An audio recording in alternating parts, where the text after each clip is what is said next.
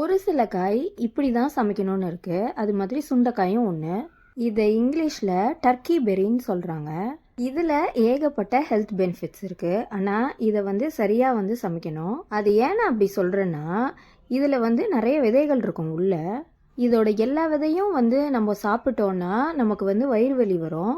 So அந்த விதையை பாதி நீக்கிறதுக்காக தான் இந்த ப்ராசஸ்ஸு. ஒன்று இதில் சின்ன சின்ன கீரல் போட்டு நல்லா பிசைஞ்சு எடுத்துக்கலாம். அப்படி இல்லைன்னா குயிக்காக செய்கிறதுக்காக இது மாதிரி ஒரு இடிக்கல்ல போட்டு நல்லா நச்சு எடுத்துக்கலாம். இதில் எப்படி விதையெல்லாம் வெளியில் வந்திருக்கு பாருங்கள்.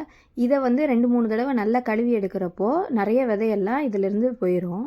இந்த காயில் இந்த ப்ராசஸ்க்கு அப்புறம் நீங்கள் குழம்பு, தொக்கோ, வத்தலோ எது வேணாலும் நீங்கள் செஞ்சுக்கலாம். இது ஒரு சின்ன கிச்சன் டிப் தான். சமையலுக்கு பிகினர்ஸாக இருக்கிறவங்களுக்கு இந்த வீடியோ ரொம்ப யூஸ்ஃபுல்லாக இருக்கும். இந்த மாதிரி யூஸ்ஃபுல்லான இன்ட்ரெஸ்டிங்கான வீடியோஸ்க்கு என் சேனலை சப்ஸ்கிரைப் பண்ணி சப்போர்ட் பண்ணுங்கள். இந்த வீடியோவில் பார்க்கலாம். Thank you, by.